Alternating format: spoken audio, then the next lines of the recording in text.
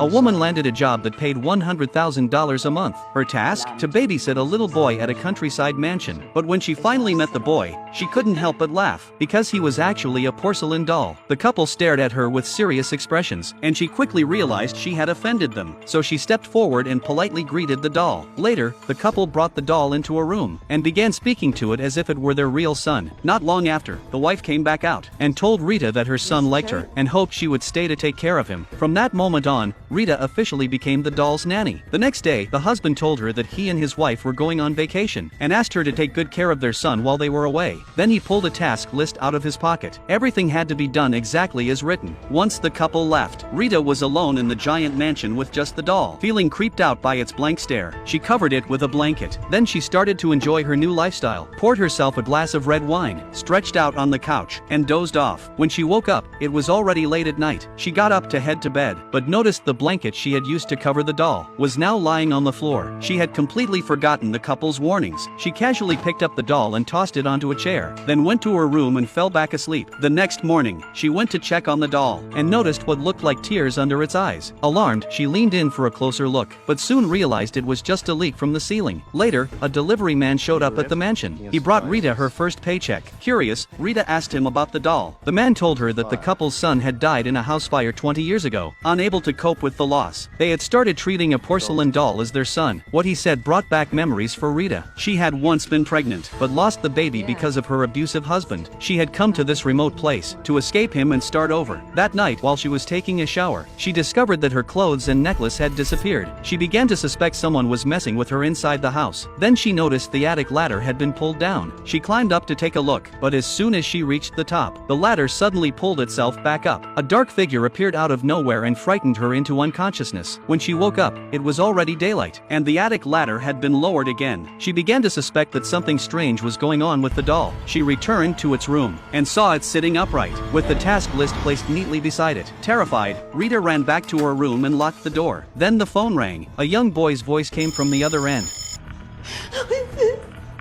Why weren't you following the rules?